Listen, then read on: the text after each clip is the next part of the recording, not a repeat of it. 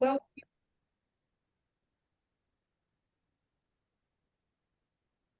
welcome everyone. So great to see so many people here today. So we've just got some people kind of rolling in. So as we wait for a few more to join, it'd be brilliant if you could just introduce yourself in the chat. So we love to know where people are joining from, what you're up to. Yeah, so if you want to put your name, where you're joining from, and what you do in the chat, that would be great, so we know who's in the room. And just a reminder that we will be recording today's session. It should just pick up the speakers who are speaking, but if you prefer not to be in view at all, then you're welcome to have your camera off. So hopefully we'll get some messages through in the chat shortly so I can see who's in the room.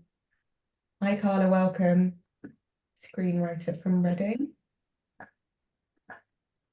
Also can see some familiar faces as well. So nice to see lots of our alumni community on the call today. Oh, lovely. Lots of messages coming through now. So we've got Jasmine, visual artist and designer and freelance producer, Nashwa, who's a creative writer, Eileen, who's a journalist, Katie from the Peak District, actor and playwright, Stara, who is a writer and screenwriter / composer from London. Lovely. All right. So I think I'm just going to give it a few more moments and then we'll get started. Just reading through the chat. Eleanor from Liverpool.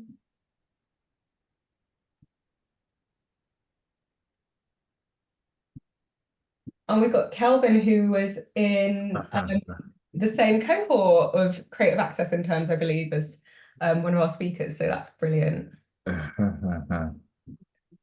Karis, researcher and writer based in London. Okay, all right. So I think we're going to get started. Thank you everyone so much for joining our April masterclass. Just to introduce myself, my name's Yasmin Hemmings.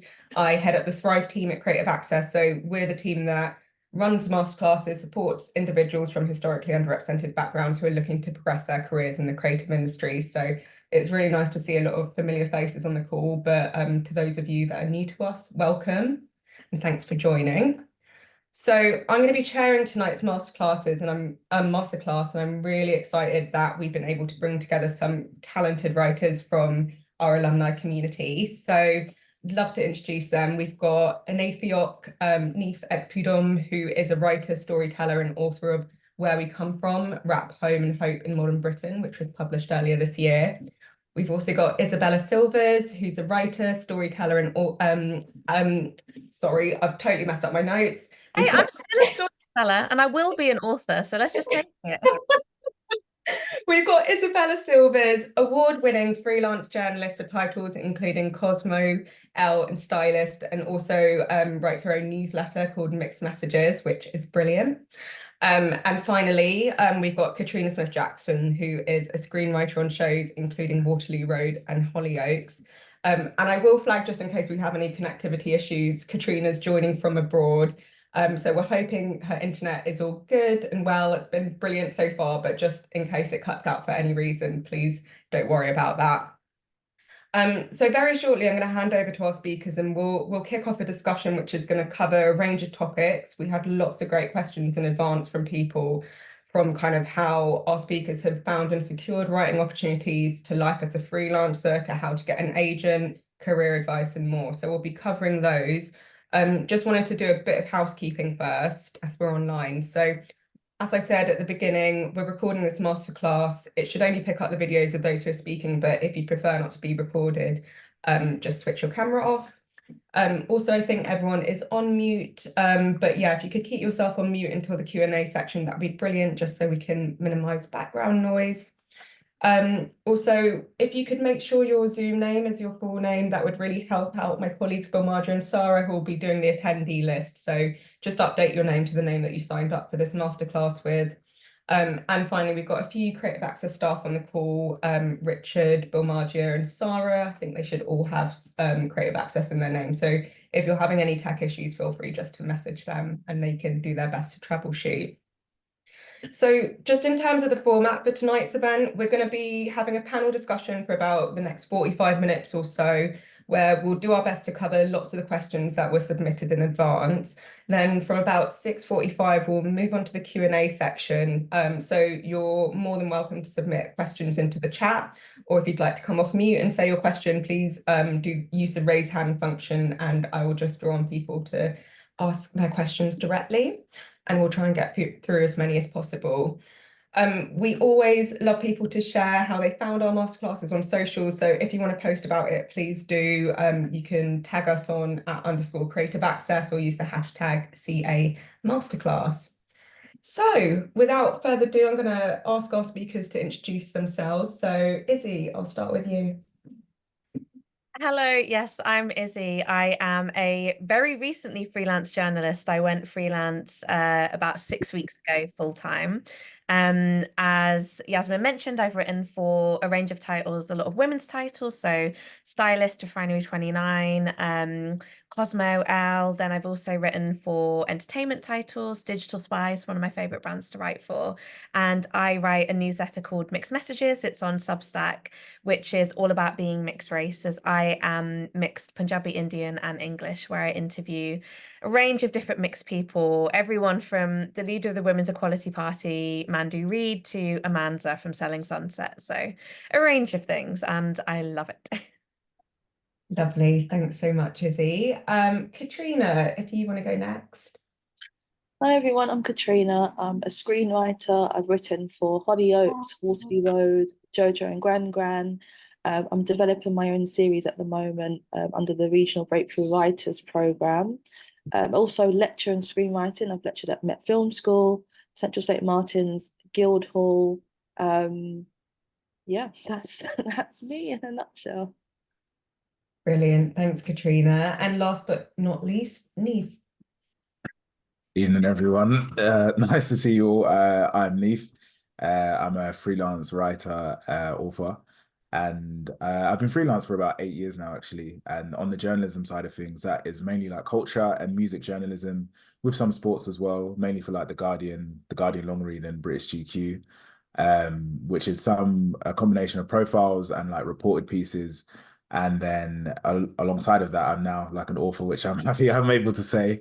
My first book, Where We Come From, Rap, Home and Hope in Modern Britain, came out in January of this year with Faber and Faber, and it's a social history of British rap, and essentially looks at to tell the stories of, it's narrative nonfiction and tells the stories of individuals from across the UK who have shaped and been shaped by the music. My copy is sitting here nicely with me.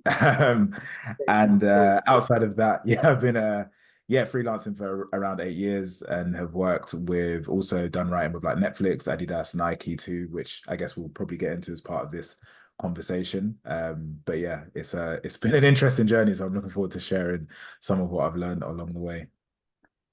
Brilliant. Thanks so much. And I think what we really wanted to do with this conversation was bring together people who are having writing careers, but across different areas of the creative sectors, to offer kind of different perspectives. And I know that you've all got kind of different journeys that you've taken to get to where you are now. So I'm going to put this question to all of you, but I'd really love to just get a bit more of an overview of your career today, and how you got into pursuing writing as a career. So Izzy, let's start with you. Yeah, so I knew from, I think, quite a young age, I'd say like 14, 16, that I wanted to be a journalist, and I was laser focused on that, ever since then. And I was talking about this on a panel the other day, but I would watch, at that point, I really wanted to be in fashion media and fashion journalism. And so The Hills, The City, America's Next Top Model, Project Runway, I would watch anything and everything to do with fashion, media, PR, journalism, and that kind of world. I didn't actually know anyone who was in the industry. I didn't really have those connections to ask, but I love reading. I'd read like fashion biographies and books and anything I could to kind of get an insight. Then it was I always have to think about this. It was my friend's mom's boss, who was the dad of a fashion editor in London called Katie Grand. And so through that, I managed to get an email address, and then I went in for work experience. And when I say work experience, I was just doing fashion returns, which is where you return things that they've borrowed for shoots on foot all over London for a week. And then I built up and I went and worked at places like Look magazine, InStyle magazine, both of which are now closed. The Guardian I was at for a couple of weeks. I just interned anywhere and everywhere. And then I remember I was interning in the fashion cupboard at InStyle magazine, which is again sadly now closed. And they were looking to hire a features intern. And they said, "Oh, have you heard of this thing called?" They said, "We have to hire through Creative Access. I don't know if you've heard of that." And I was like, "Yeah, I'm signed up to Creative Access." And so through that, I got my first internship at InStyle, which was a year long. I was kept on after that finished. To the point where I was a digital assistant, digital writer, and then as is the way with magazines, InStyle folded. So I went freelance for a month and then landed a role in the branded content studio at Hearst, which is where I have been until recently. I was there for 7 years, but over that time, we'll get into a bit more about maybe what branded content is later, but over that time I thought, I want to go freelance. So I went down to a part-time position where I had a job share. And then, 6 weeks ago, I went full-time freelance. Brilliant, thank you. And it sounds like you kind of knew from quite an early stage what you wanted to do. So that's an interesting perspective. Neef, I'm going to hand to you next. Tell us a bit more about your career to date. How have you got to where you are now? How did you get thinking about what you might like to do? Got you. Well, yeah. So I've been writing for I can't even put a date on it, but I think in terms of seriously writing, it started probably in my last year of uni, I want to say, and I was about to leave. I think I'd finished my last exams. I was about to leave. I went to see the careers counselor, and we were talking about what comes next. Essentially, I did law at uni, but I hated law, and so I was trying to find something that I really enjoyed. So I was blogging at the time for like websites and independent like music publications. And then in the talk with the careers counselor, she said, yeah, we've been speaking for an hour and a half, and the only time you cracked a smile through this whole conversation was when you spoke about writing. So you should probably look to do something in that. And so from when I left uni, I did an internship at a PR place, a music PR place, and quickly realized, yeah, that probably wasn't quite right for me too, but was still blogging about music and writing about Black British music at the time through that. And after that, I eventually got a role at a place called SBTV, which is like a YouTube platform, which I guess has been central to like the rise of UK rap, grime, and other genres. And I was head of editorial there, so that kind of gave me a space to really talk about and write about the music that I love, and also give me a space to talk about in the style that I love too, and develop like the style of writing, I guess, which my work is probably most known for now.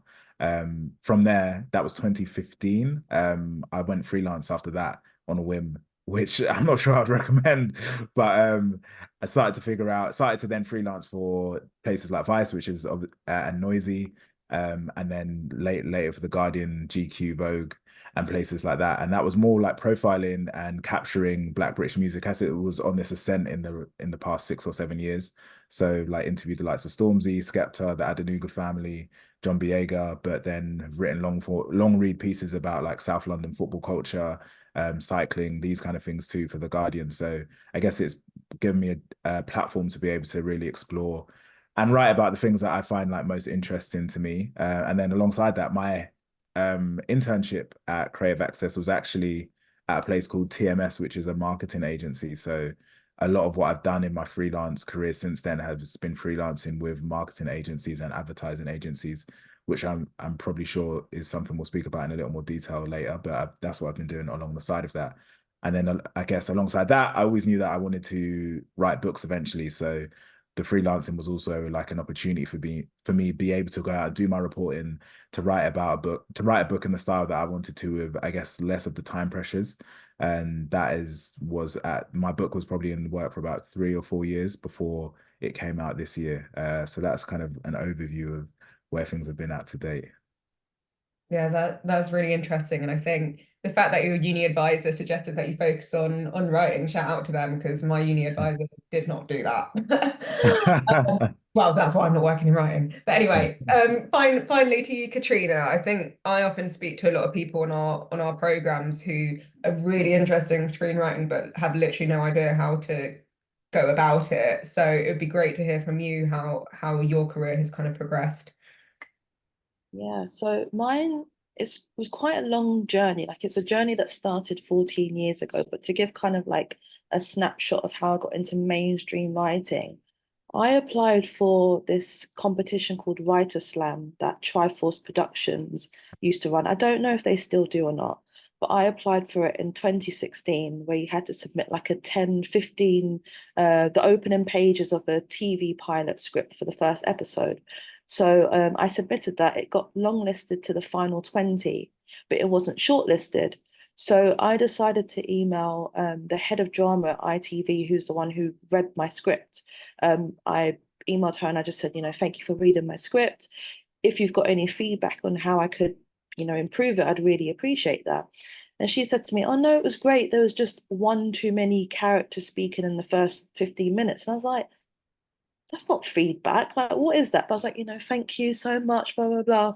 So the following year, 2017, the competition rolled around again and I submitted the exact same script and I literally took out one character that had one line anyway. My script was longlisted and then it was shortlisted to the final 5. So I was like, oh, okay, maybe this was good feedback. And then part of the competition, we had like a day with the script editor. I cannot remember his name. I want to say his name is Michael. Can't remember surname, but he was like a script editor for BBC dramas like Only Fools and Horses, My Family, like that kind of stuff. And I honestly mean this in the nicest way, but he like tore my script apart. Like he just wanted me to think about every little detail to make it as strong as I can.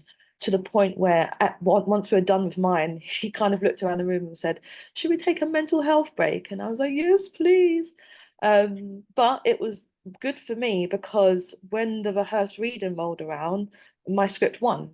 So from the back of that, I got a Sky Drama commission to develop my script into a series, a full episode and a series Bible as well, and it had a table read and everything. And I used that commission to get my previous agent at Casa Otto. So that's how I kind of gone into mainstream writing. There is more that kind of comes into play, but like with Izzy and Neef, like I'm sure we'll touch upon that with everything else we've got to discuss today. Brilliant, thank you. So all quite different journeys, and I think a question that came through in advance was, where do you find potential writing opportunities? So Katrina, I know you kind of referenced that competition, but I'm sure there's different avenues in kind of journalism as well. So Izzy, how about you? How do you find your writing opportunities? Anywhere, everywhere. So if you want to be a writer, and I'm sure Neef and Katrina will kind of, I'm not in exactly their industries, but I'm sure it's similar. It's tough. It's very tough, and you have to want it, and you have to be incredibly proactive to get that. So I've signed up to, there's a Facebook group called, they changed its name. It's like #1 Freelance Media Women. So that's a Facebook group for female journalists. And then there's a group, and I can share a list afterwards if you remind me. There's a group called Lightbulb, which is mainly to connect press with small businesses, but they also have a commissioning room. I've joined every kind of creative networking Facebook group I can find, and like I say, I can send a list round. Follow all the commissioning editors on Twitter and Instagram, and follow them on socials. Sian Meads does an amazing newsletter which has a lot of kind of journalism opportunities. So does Jem Collins, and Journo Resources is a fantastic resource for young journalists. So it's actively putting yourself in those spaces and in those places. And I think social media is really invaluable. And what I also try and do is you've got to make your own opportunities as well. So I will post a lot about what I'm doing on Instagram, and I'm trying to get good at TikTok, but it's not natural to me, because you never know who's looking. And I've had people kind of look at something on my page and go, "Oh, you went to see that. Do you want to do a review?" And so it's kind of letting people know what you're doing and what you're about.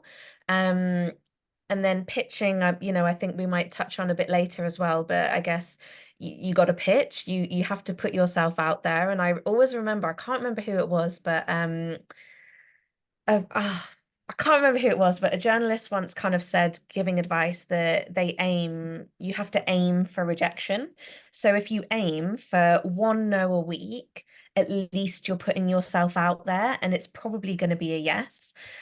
So yeah, it's connections, it's networking, it's this creative access community.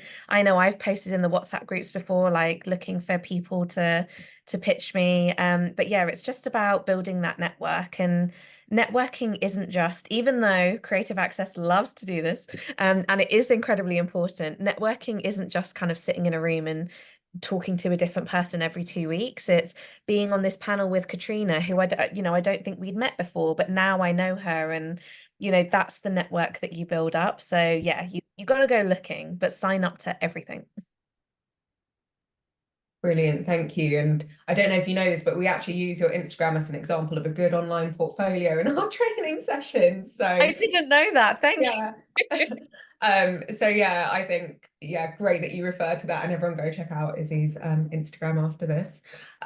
Neef, yeah, I'm interested to hear from you, kind of how have you found your kind of potential writing opportunities? Because it sounds like you've worked for lots of different organizations.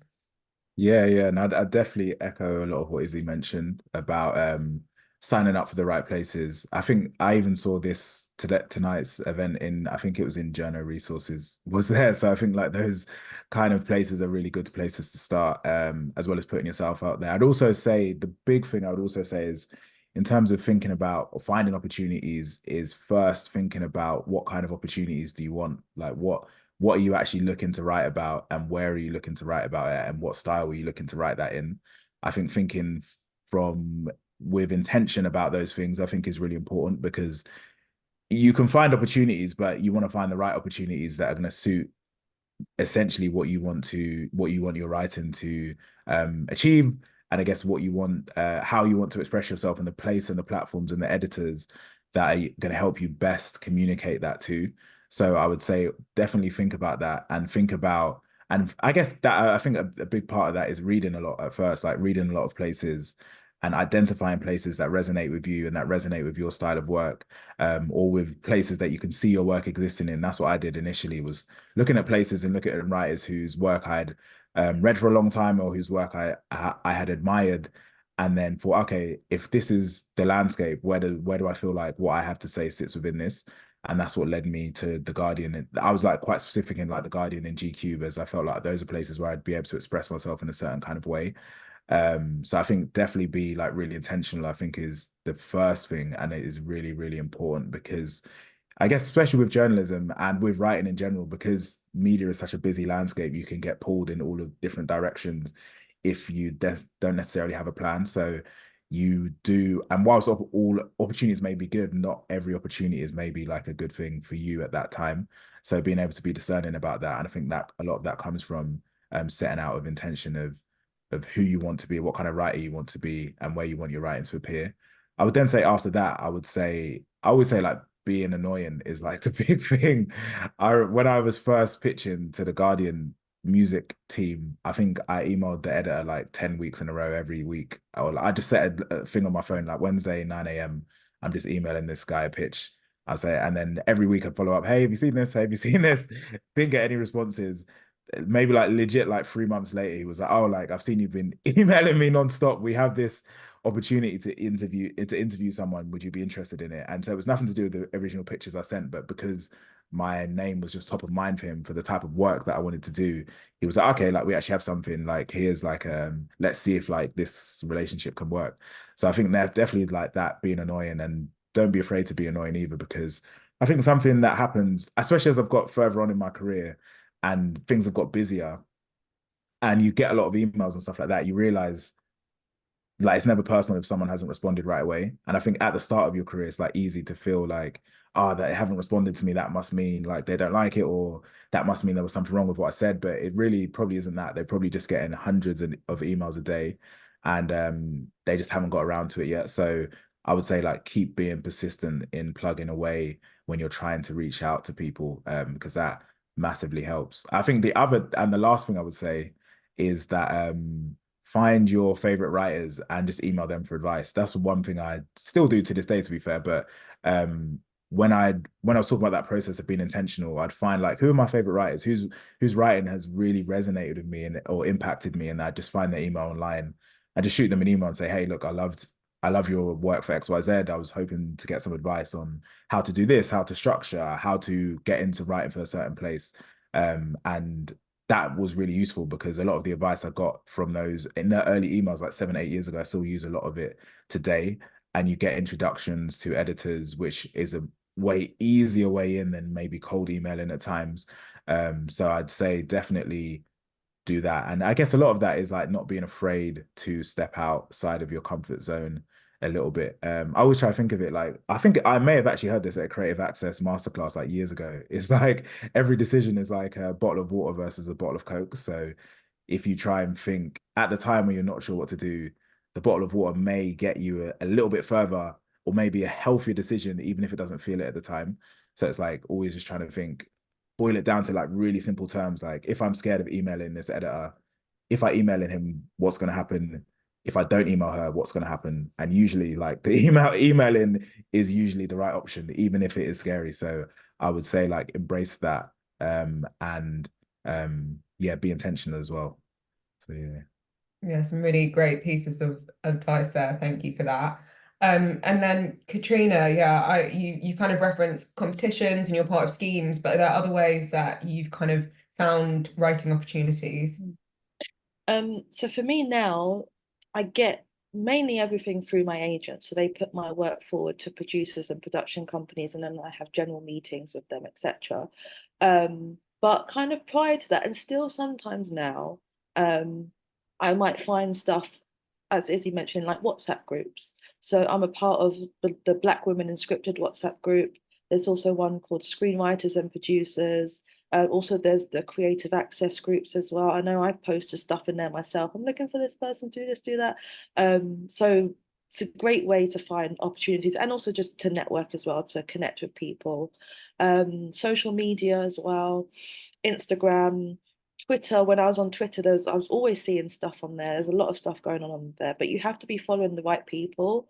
Otherwise, your feed just gets cluttered. And if you're like me, I can't stand when it's just like just scrolling through the noise. Like I just want clear, concise, direct information.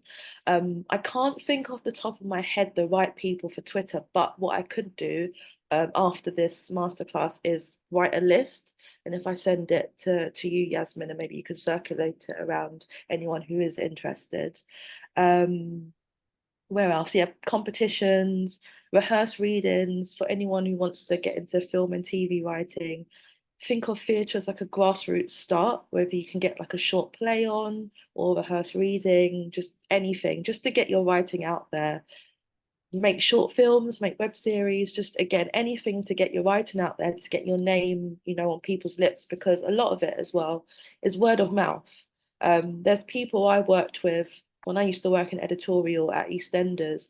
My old manager, he's now a producer on Death in Paradise, and like he's put my name forward for that. So again, it's about connections, about networking. When people know your name, they're going to bring it into the room, and then next thing you know, you're getting an email from someone saying, "Hey, I've got this opportunity. Do you want to come and meet me about it, and we'll discuss further."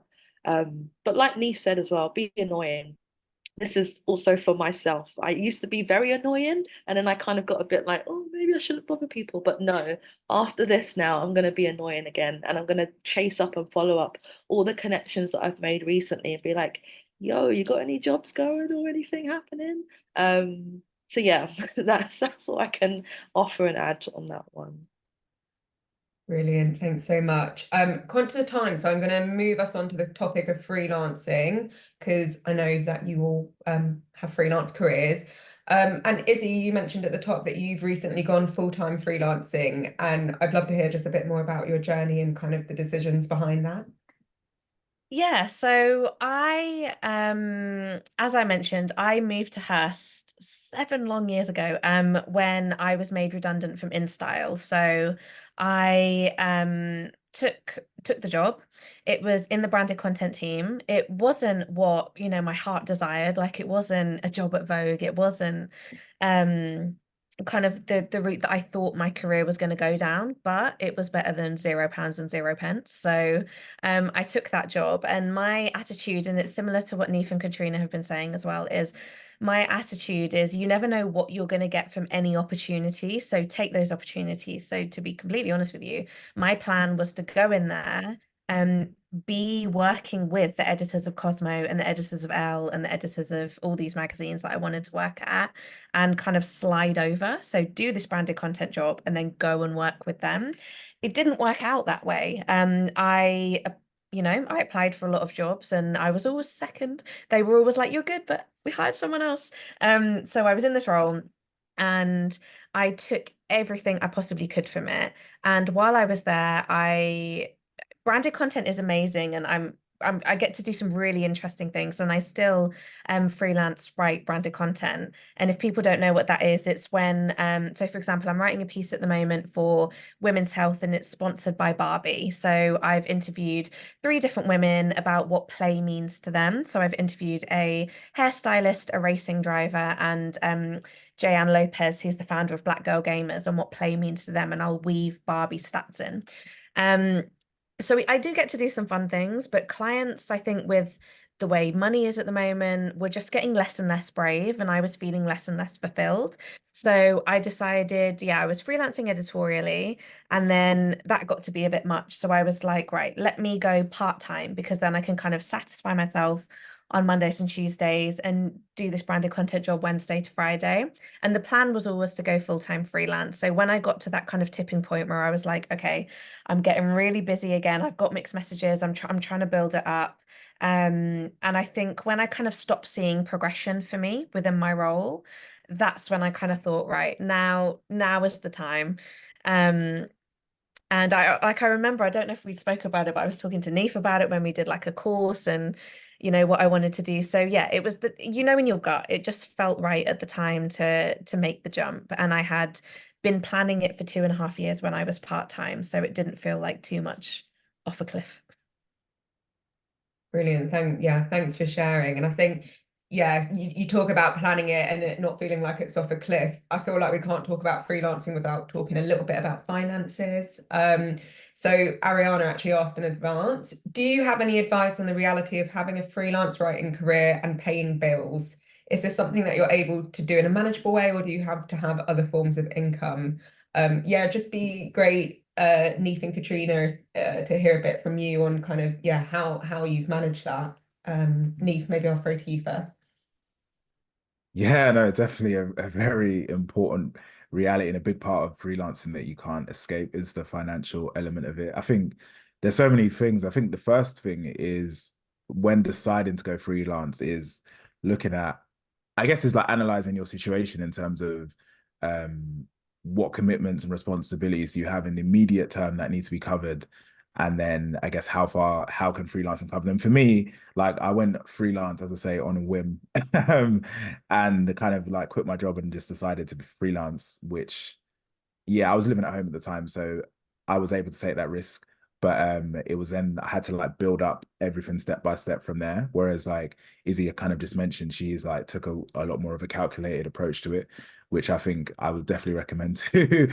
But I think in terms of finances, I think definitely like I do a lot of work outside of writing to supplement like the book stuff and the journalism. And I did that like very deliberately, because the reality is it's difficult at a certain stage anyway to make like all of your money via just freelance writing or journalism.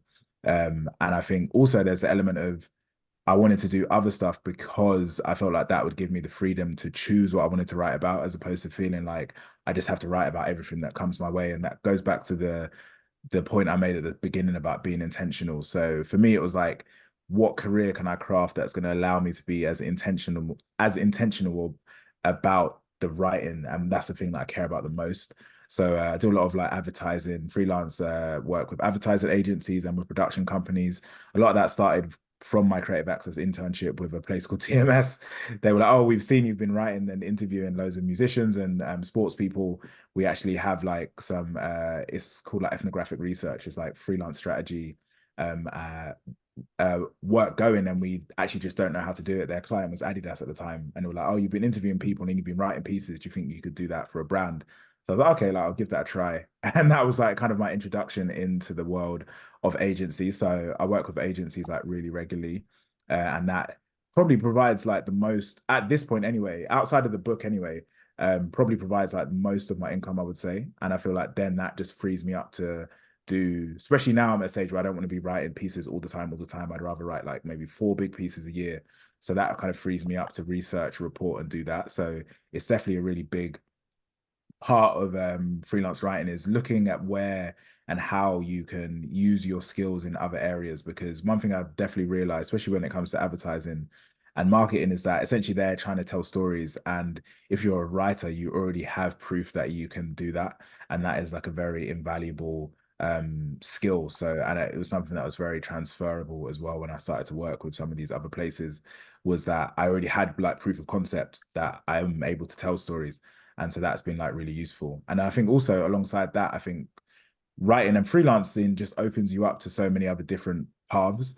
Off the back of like the journalism stuff, I've been doing like a lot of documentary work over the past few years, which all sprang from pieces I'd written where people, producers or production companies, had seen them online. I'm like, "Oh, we're working on this documentary. Do you want to come on as a script writer? Do you want to come on as an associate producer? Do you want to come on as an assistant producer?"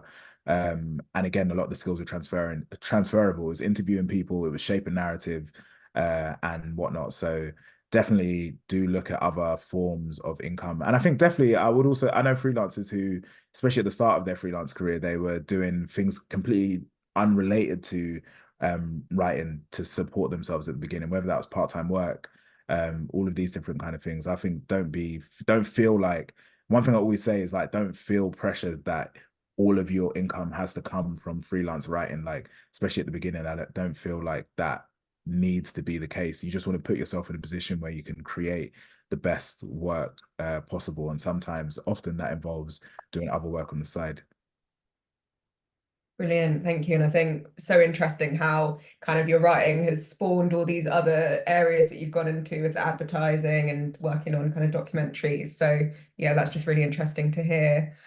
Katrina, I know you said you kind of do lecturing as well. Are there other things that you do? So in terms of kind of, I guess, side hustles, lecturing is the only one that I do. Occasionally I do like script consultancy and script reading, but I find it so time consuming that I don't do a lot of it. So lecturing is the one that kind of I rely on when the writing stuff is a bit slim. But on that note though, so like by God's grace, I've been freelance since August 2020, but for total transparency, it's tough for me right now. I was made redundant from Hollyoaks just a couple of weeks ago, and that was my bread and butter. But again, I still have to say just thank God, because I've got savings, and I know that's a very privileged position to be in because a lot of people don't. So I've got money to tide me over until I figure out my next move. But with the thing with freelancing is it has its good days, months, years, and also it's bad. And you just have to always keep that in mind when you do go freelance. It's difficult. It's a difficult question or thing to talk about because we all have rent to pay and bills to pay. We can't all afford the luxury of being freelance, but at the same time there's so many industries where if you don't go freelance you can't really get the opportunities. So like when I worked full-time in editorial, I missed out on so many opportunities to be like in writers' rooms for like, there was one for Succession I couldn't do because I couldn't take the time off work. There was like another, I got commissioned for this, couldn't do that because of my full-time job. So you're never really ready. Like I was never really ready. I just was fortunate that at the time I did go freelance, I had recently moved back in with my mum, and I had been working like a salaried job for a few years. So I was able to clear my debts and, I had a bit of financial stability going on. But what made me kind of go freelance is, it's actually my ex-boyfriend. He said to me, jump and the angels will catch you, because sometimes it is just a leap of faith. You just have to say, do you know what? I've got the opportunity now. I don't know what's going to come in the future, but I just need to go for it. And I did that. And for the last 3-4 years, it's been good. Now it's, yeah, but again, I just have faith that something will come along soon. And I just have to, I think, always hold on to why you're doing what you're doing. Like for me with writing, there's nothing else I'd rather do, nothing else at all. And that's what gets me through the moments when it is really tough to say, this is my dream. Yeah, I don't know if that helps at all. It does, and I think it's really honest. And I often hear, I'm not freelance, but I often hear from people thinking about going freelance or people giving advice on it, that a lot of the decision is, also being aware that there might be downtime moments and planning for those down moments in terms of like when you're working out your budgeting and all that kind of thing. So yeah, I think you've all given really good advice there. Going to move on to, we had a few questions in advance about advice on getting an agent. And I know Katrina and Neef, you both have agents. And Katrina, you mentioned previously, I think you've recently moved to a new agent. So I just wondered what your top tips for people on this call looking to get an agent would be. Sure. So yeah, I recently got a new agent. So I was with Casualto for about 6.5 years. And I recently signed with Gemma Hurst Associates. And it is tough. It's tough mentally and emotionally finding a new agent, just doing your research, figuring out who will be a good fit for you, having a look at like who's already on their books and having the meetings, and if you get offers, deciding who to go with and all that stuff. But my tips would be, well, first you need to make contact. So email is always best. I discourage contacting agents via social media unless they state that they welcome submissions this way. Like, so they would probably put it in their bio that it's okay to DM them. But if not, just don't do it because it comes across as unprofessional. So email is always best. Also, be selective with the agents that you approach. Don't just approach everyone, because to be honest, you couldn't do that anyway. It would take you so much time. Also, if you find like multiple agents within the same agency that you feel like could represent you and your voice well, I would suggest only contacting one of those agents, not all of them. So choose the one that you feel would connect most with your voice. So have a look at the writers that they already represent. And if there's kind of some crossover there, this is a tricky one. If there's crossover there, it's a good sign because it shows that they're in tune with what you like to write. But then there's also the thought or the feeling that they might not be able to prioritize you. So I think, I don't know what to advise on that part. But me personally, I feel comforted if I see other writers there that have a similar voice to me. The best way to do this is to research as the agents that you're going to approach. So just hop onto Google, think about your favorite writers or maybe things that you've watched recently and you really enjoyed the writing. Pop their name into Google with like agent or agency at the end, and just have a look at who they're represented by, find their email address, and then you're good to go. Take your time with researching them as well. Don't make it kind of like a rush job. So I started looking for a new agent in December last year, and I contacted them in, I want to say it's like February time. So that's like two-ish months. Because I wanted to take my time to figure out who is a good fit for me and who am I going to contact, because I couldn't sit there and contact everyone. In terms of your email, think of it as like a cover letter. So no one email should read the same. Tell the agent about yourself, your work, why the time feels right for you to get an agent now, and also why you've chosen them specifically. Also mention like any accolades or important connections that you've made. So don't be afraid to boast about your achievements. This is the time to now big yourself up. And if maybe you connected with a producer, script editor, whoever, who said, I feel like you'd be a good fit for XYZ agency, mention that in your email, like at the top, just say, I was recommended by ABC to get in touch, blah, blah, because that's always going to put you in good stead. So yeah, tell them about any awards or competitions that you've won, or even that you've been shortlisted for, festivals that your work has been screened at, if you've got like a short film or a web series, producers that you've met who've loved your work if they've read your scripts. And then once you've written your email, remember to attach an original sample of your writing. So choose the script that you feel best defines you and your voice. A lot of new writers, they kind of get caught up in trends, as in, okay, everyone seems to be commissioning thrillers right now. I'm not a thriller writer, but I'm going to write a thriller and I'm going to send that to an agency. No, no, no, no, no, no, no. If your thing is rom-com, you submit a rom-com script, okay? That you can kind of tell them about, oh, you know, I'm interested in sci-fi, this and that, I can write that. You can do all that later, but right now, when you've got to put your best foot forward, so you attach your best script, the one that really, really defines you and your voice. And that's kind of it in terms of approaching agents. The other thing I will add is what you find is your email an agent and then not hear anything back. It happens. Like, as I think it was Neef that you mentioned, that these people, they have hundreds of emails in their inbox. They skip things. Okay, so if that happens, I would say after like a month, send another follow-up email. Just say, you know, I emailed you on blah blah blah date. You know, it'd be really great to talk to you about representation. Da, da, da, da, da. If after that you still don't hear anything after like another month, I would say maybe give it one more try. If after that, then I would say just let that agent go. But the best way to kind of avoid this is to think about the subject heading of your email. If you kind of just put representation or looking for representation, it's not enticing to open it up.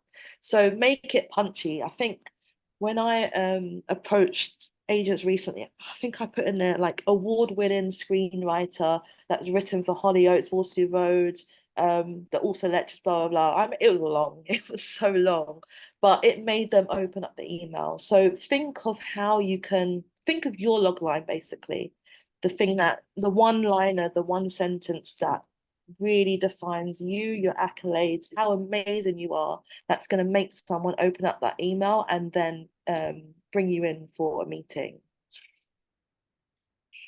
Brilliant. So much good advice there. I was taking down notes, write the email like a cover letter, make the subject line really catchy. So yeah, I hope that was useful for anyone looking for an agent.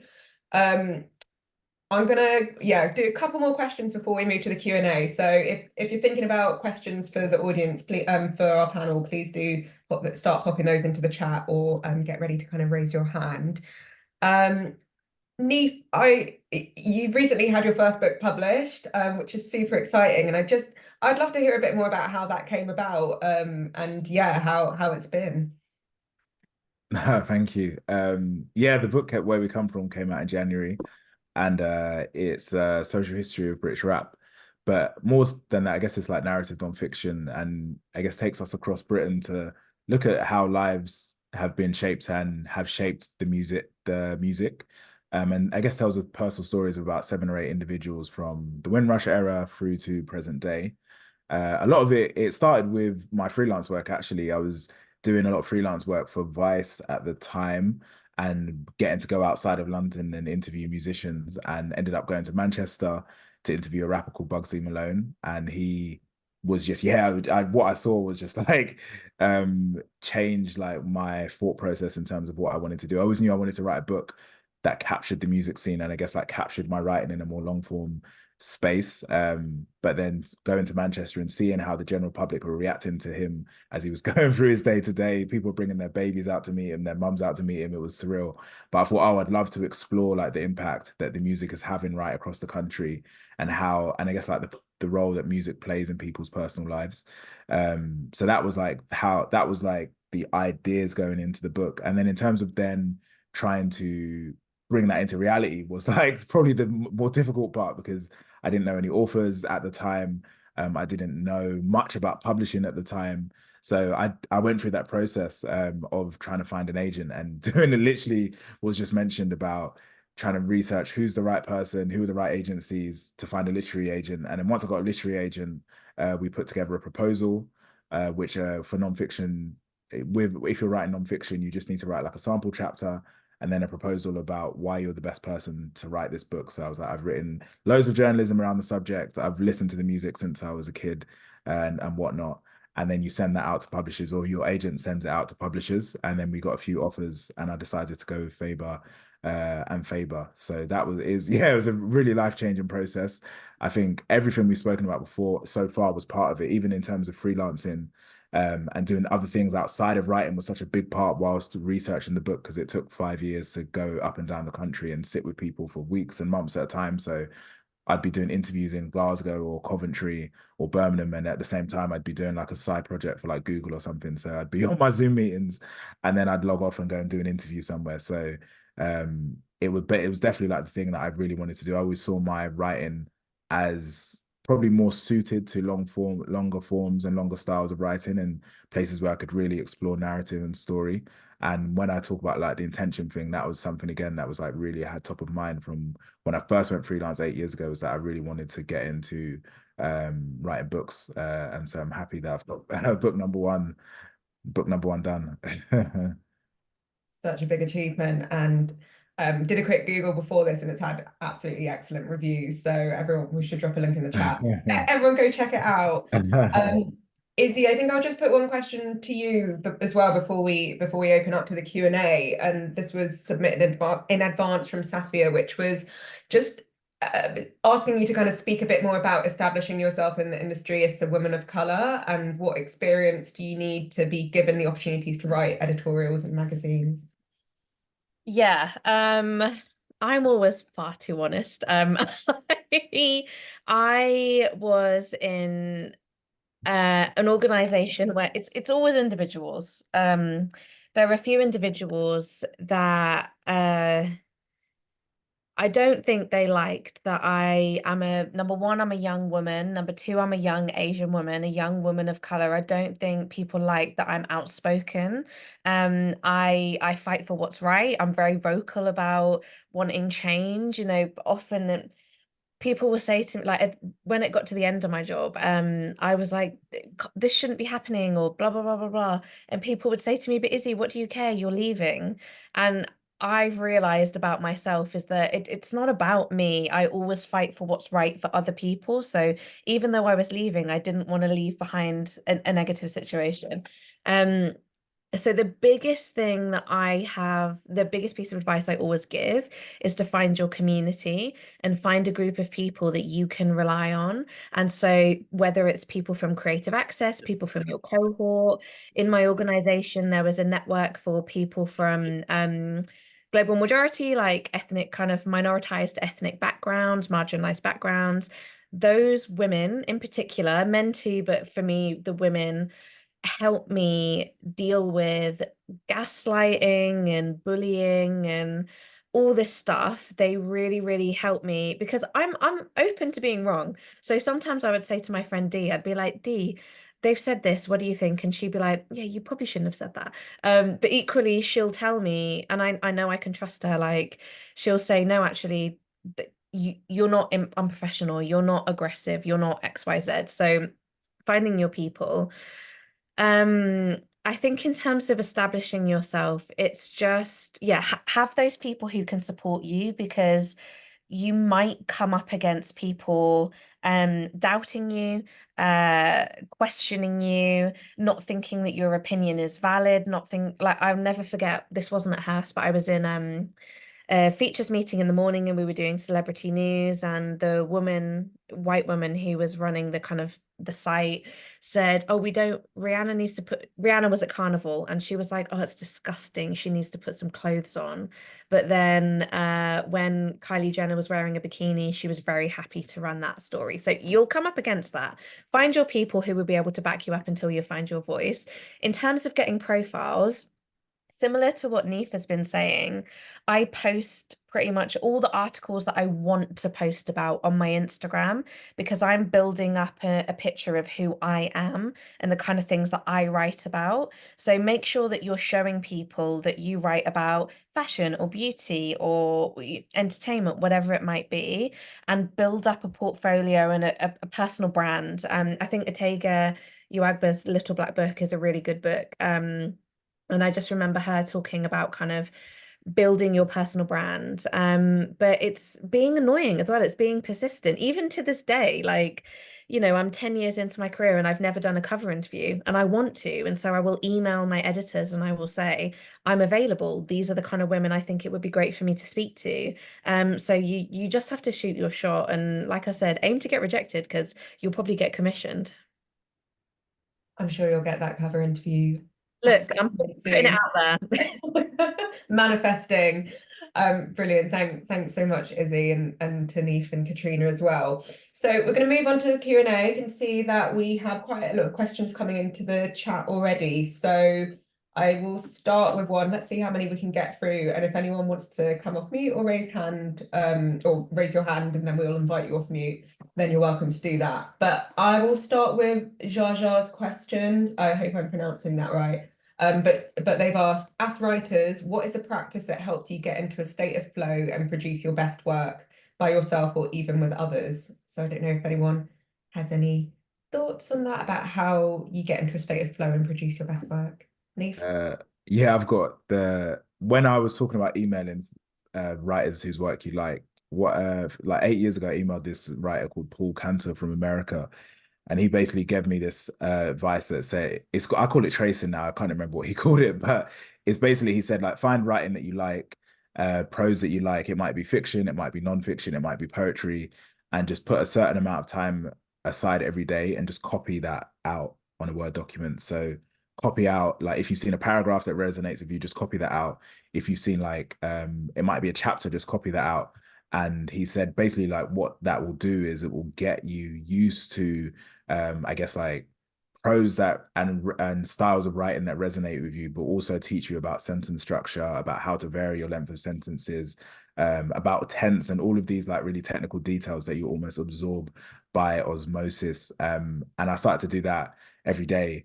And when I first started, I would do like 500 words a day. And I'd noticed, like, within 6 months, like, my writing just shot up to a completely different level than I was at before, just because that routine really helped me find my style. So I was taking all of these different styles that I'd resonated with and was taking things and learning little things from each of those, to eventually you come to a style that is kind of an amalgamation of those things plus your own individual imprint. So, and I think that really helped me when it came, especially to things like writer's block, which, when you get in the routine of consistently writing, it's almost like a faucet, it becomes like a faucet of a tap you can kind of turn on and off. And I feel like that technique in particular is the one that's helped me the most. And I always try and share it as much as I can, because yeah, I can't even think where, I don't think I would have been able to do this book without having done that process before. So yeah, just find good writing that resonates with you and just literally just copy it out.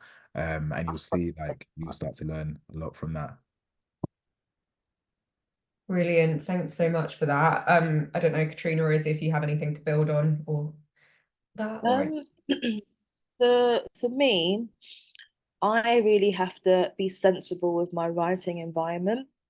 So I have learned with pain that I work best in the library. So I now know if I have a serious deadline that I need to make, come rain, come shine, I need to walk to that library, because I will sit there from like 12 to 8 and I will work and I will do my best work. But if I stay in my flat, oh, let's see what's on the TV. Let's go on Instagram. What's in the fridge? Let's go get some food from Wingstop. Let's walk back. I will suddenly want to clean my flat. You know, I will find anything to do to avoid working. So I know now, if I need to be serious, I need to leave. And I think I watched a TikTok video a long time ago that said extroverts, they work well in like coffee shops and places like that.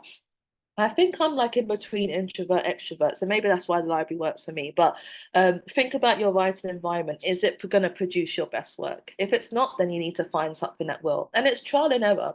It is trial and error. Maybe the library doesn't work for you. Maybe a coffee shop works for you. Or maybe you work well if maybe you and a friend go to a coffee shop together and work at the same time. For me, that wouldn't work because I'll be just there chatting the whole time. But on that note, though, as well, the other thing that helps me produce my best work is to have that balance between work and play. If I'm just like So if I had like a Hollyoaks script and I just sat there all week working, I'm going to be absolutely miserable. I need to pepper in moments where I go for lunch with a friend or go for dinner or have coffee or whatever, do something fun, go to a cinema. I can't sit there all week and just work. I just can't. So think about how much play you're incorporating into your work day as well. Also think about your working hours. I'm a night owl and I'm trying to get better, but I annoyingly produce my best work between 5 p.m. and 5 a.m. So I will sit there till 5 a.m. with like Mean Girls on repeat, the same thing on repeat, and I will work. Because that's just my brain switches on in the afternoon. I'm not a morning person at all. And my mum, bless her, like years ago, just said to me, look, Katrina, if you work better in the evening, you work better in the evening. It's just as long as you get the work done. So don't beat yourself up if you can't work from 9 a.m. to 5 p.m. If you're from 3 p.m. till midnight and it works for you and you're getting the work done, then I say that's fine, but who am I? But yeah, that's how I produce my best work. And I just wanted to very quickly add, you know, a consideration for me when I was going freelance was, I'm losing my office. I didn't enjoy going into the office anyway, but I had a co-working space. My co-working space then shut down, so I found a new place to go co-work. Now they're racist, so I can't go back there. So I'm currently kind of struggling to find, yeah, because I need to get out. You know, I live alone in a one bed flat. Like I can't eat dinner at this table. I'm about to after this. I can't eat dinner at this table, work at this table, do everything. But just on that point, like I have anxiety and depression, and so I know that I'm not in a good space, basically, if I don't get up and wash my face and do my skincare in the morning. So what I try and do every morning is, even if like today I didn't really go anywhere because I'm like, oh, I'm trying to find my new space. But I got up in the morning, brushed my teeth, washed my face, took my antidepressants, ate my breakfast. And as long as I do those things, then I'm like, okay. And it just gives me that kind of, I'm ready moment. Brilliant. Thanks for sharing. And I think that speaks to one of the other questions, which was a bit about how you schedule your time.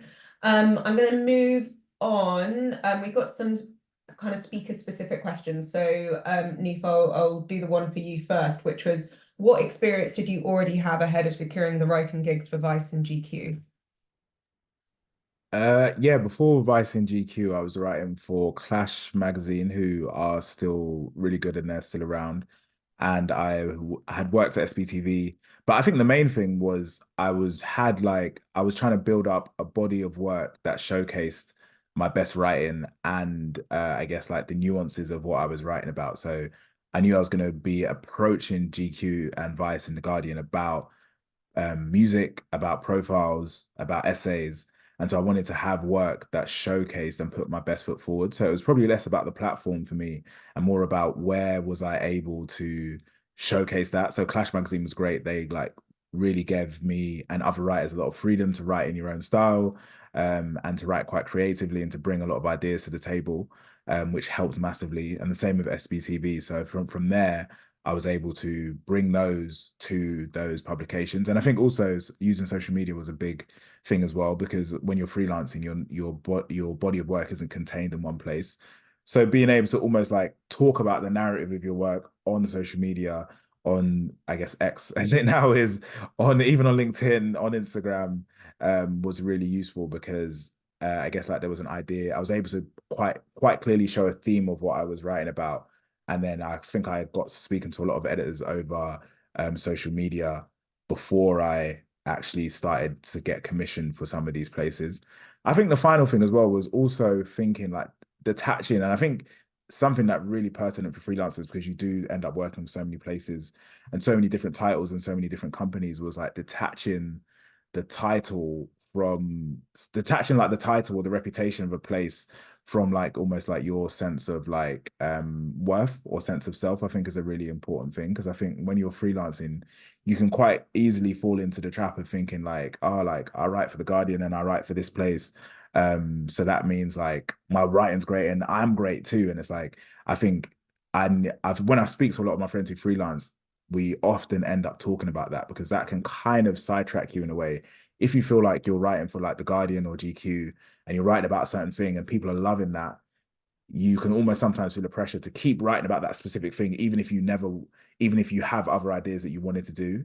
So I feel like really, I guess it goes back to the intention thing, but try not to be too swayed by like the attention that might come with some of these places, and also with, I guess, like the editors in these places, because realistically they have a vision for their platforms, and sometimes that doesn't necessarily align with yours, and sometimes also you may be more informed about subjects that you're writing about than they are. So it's like all of the navigating these different pressures when you're inside those places is quite difficult, but really an important thing to do. And not getting too sucked up by like the titles necessarily, but just more so, especially at the start, like finding places that allows you to put your best foot forward, because that's going to stand you in like greatest stead going forward in whatever direction you actually choose to go down.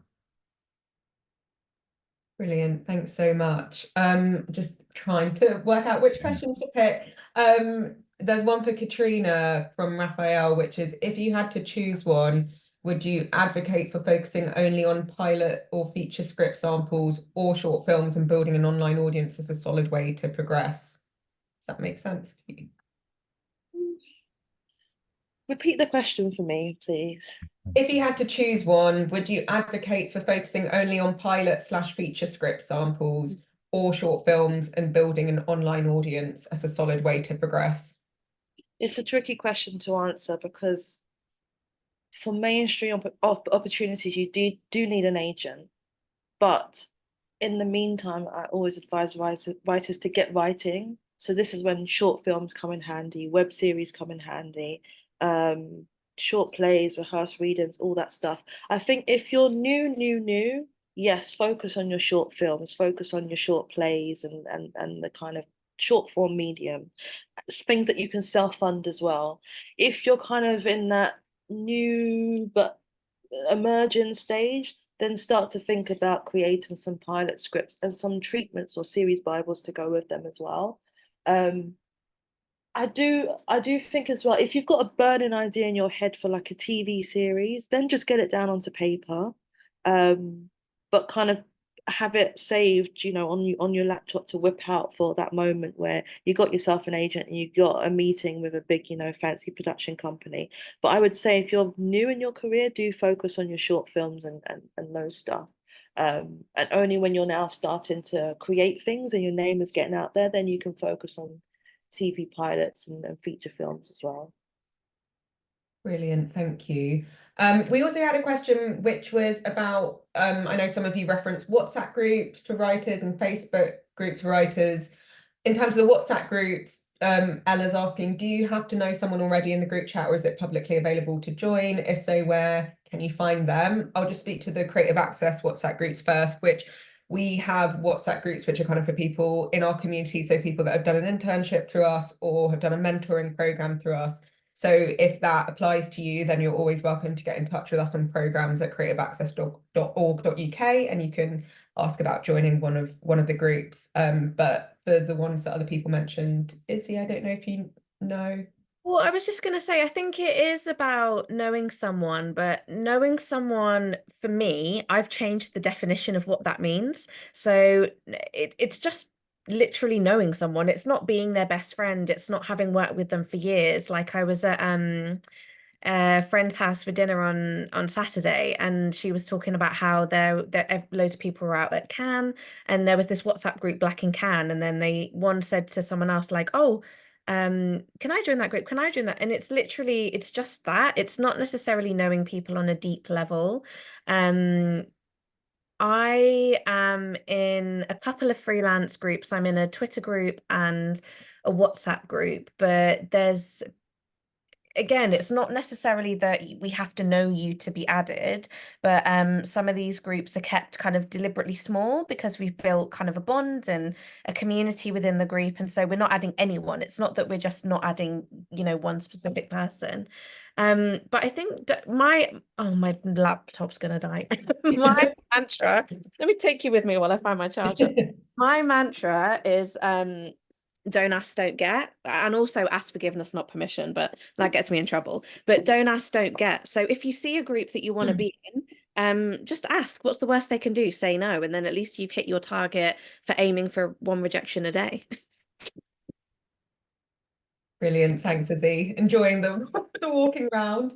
Tahila's asked the question, which Neef, I'll put to you, which is about, as a multifaceted freelancer working across different mediums, how do you define the title that best encapsulates what you do? I still don't think I've found the answer for that, to be fair. And I think it does depend on who I'm speaking to work-wise anyway. I think I just call myself a writer, and that goes across many different mediums, of course, books, journalism, and whatnot. But then I think there is an element, if I'm going to go and meet, like, I don't know, a head of strategy at an advertising agency, I'm probably going to talk more I'm going to talk about the journalism and the book because that is still useful for the conversation. But I'm definitely going to talk a lot more about the advertising work that I've done and the strategy work that I've done. Whereas when I'm talking to an editor, that the advertising stuff won't really come into it because there isn't really much crossover there. So I think it does depend. And I definitely don't have like the right answer for that yet, but I more just say writer. And then which I think does lead on to another point actually, though, is having a website was like a big game changer for me, because then I could actually say what I did, because before I found I was just ending up writing these super long emails to people saying I've done this, and that. And then people say, we don't quite know like what it is that you do. And then when I got a website, I was able to just define that myself. Like, I'm a writer, I've written for XYZ, I write about XYZ. On the advertising front, I've done XYZ. Here are examples of that. And it put everything in one place, which definitely led to like a big spike in like approaches for work. So yeah, it may be hard to define, but I definitely recommend having your own space, website, or portfolio that allows you to define and break down what it is that you do on quite specific levels. Brilliant, thank you. Probably got time to cover maybe two more questions. So I'm going to go to Emma's, which, oh, actually, Izzy, you've answered it, but maybe you could speak to it a bit about getting to know people when you don't have access to events, maybe due to finances or where you live. How else can you get to know people? Yeah, I know we're running out of time, so I'm like scrolling through the chat and seeing if I can answer any questions, but I'm happy for people to DM me and message me and email me afterwards as well. I'd said maybe online network. So I've been in, again, I can share a list afterwards, but I've been in so many Facebook groups where, yeah, people could be, I don't even know where half of them live, but the other box is kind of being relaunched there, another online space. I don't know if Social Fixed is still running, but they're around, there's lots of different places you can find online. And I guess connecting virtually is going to be the best thing. Because yeah, money is tight. I woke up the other day and I had 20p in my bank account, so that was wonderful. Yeah, money's tight, and so I do think I'm a bit disappointed in the industry, because I think we learned so much over the pandemic, and that's not to diminish obviously how traumatic it was for everyone, but I think we learned how to be accessible, and I'm really, really disappointed at the amount of places I'm seeing and how that's just kind of completely been rolled back, and we've kind of forgotten all the good things that we learned. So I'm really disappointed in that, and I personally try and keep pushing, and I think it's all of our responsibility to keep pushing for kind of accessibility. But yeah, and also start your own. I don't know, I know if you're in a rural area, there might not be a lot of people around, but could you start something when you might find people that you never knew about? But I think, yeah, online is key. And keep pushing everyone to stream things. Thank you. We may have lost Katrina, I'm not sure, but I'm going to put my last question to you, which is, I think, about motivation and advice around motivation. So, yeah, how do you keep motivated as writers, and what would your kind of key piece of advice for people on this call be? Neef, I'll ask you first. Well, yeah, motivation. I think that's a big thing, especially for freelancing. I would say I definitely, like, when I first went freelance, I looked into like there's a lot of like accounts online. It's like self-help stuff, and like, which was really useful. It's like finding the right people that are speaking about it anyway, because when you're freelancing, you're essentially trying to make something that you can't see in front of you, if that makes sense. So that's a lot of pressure to just do by yourself. So having like, and you're also working by yourself, which is another thing. So you don't have colleagues that you're bouncing off. So having something that I guess like does speak life into you, whichever way you can find that, was like really important and really valuable for me. And then I think also then trying to set like unafraid but big goals that do excite you as well was a really big thing. So I set like myself, every year I still do it, like set myself a list of goals of things that I want to achieve in this year, but also in the years to come. And then getting really granular about them, I think really helps. So it's like if I wanted to write a book, I was like, okay, I need to start by doing X interview. And so like have the big goal and then have the granular goal. And eventually the small steps will lead to the big things. But then I think having those small steps kind of give you a road that you're trying to walk and gives you structure when motivation eventually wanes, like after, I guess like, which naturally does, like when you're motivated to do something or you have an idea, like that level of enthusiasm isn't going to be there for the whole 2 or 3 years it takes you to do it. So having that motivation at the start is great, and then use that as a benchmark of where you want to go, but then use that to like put in structures and disciplines in place into your day that give you small incremental steps into eventually achieving what you want, because that will help you sustain when like that initial burst of enthusiasm kind of isn't at the same level. Brilliant. Izzy, any final pieces of guidance? Well, I was thinking about that, and I was like, I don't know how I stay motivated. Maybe having 20p in my bank account is what keeps me getting up to write. But I was just thinking about it, and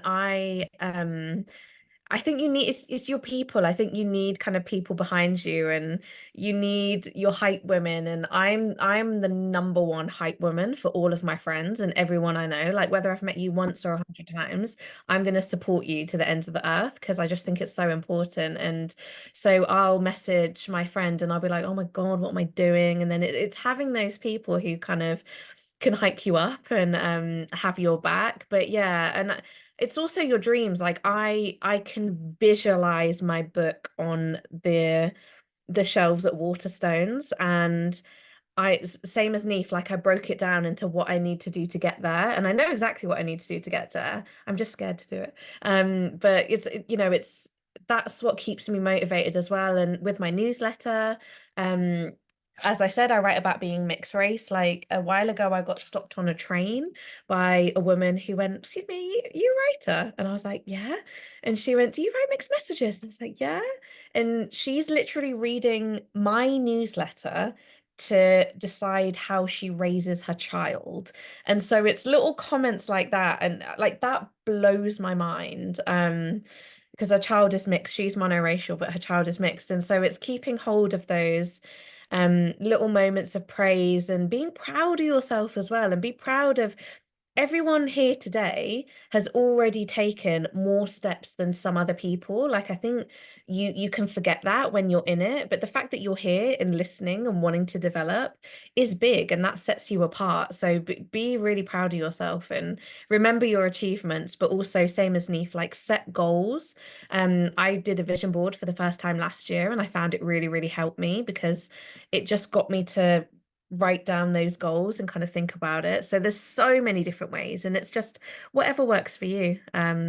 You'll figure it out, but try everything. Brilliant. Thank you both. And I think that's a really nice note to end on. So yeah, I'm sure we could go on for ages, but we've come to the end of today's event. So just want to extend a huge thank you to Izzy, to Neef, to Katrina, who maybe is no longer here, but yeah, I just wanted to thank you for your honesty and for all those insights. I've written loads of notes myself, and I hope those of you who joined the call got lots out of it. Please complete our feedback form before you leave. We love to hear what you thought of our events. And also, I mean, we'll leave this up for a couple of minutes, but if you do want to share your LinkedIns with other people on the call, obviously most people on this call are aspiring writers or looking to progress their career in writing. So I will just give you a few minutes to do that if any of you want to. Create your network. This is it. Yeah. You've got to create your network. So yes, thank you so much. Do feel free to log off now if you need to, but I'll just hold the chat open for another couple of minutes so people can share anything that they want to. But thanks for joining, and we will share details of our upcoming masterclasses soon. But we've got ones at Pan Macmillan in May. We're going to Manchester in June to focus on radio and audio industry, and in July we're at the National Theatre. So keep an eye on our socials for further details. Thanks, everyone.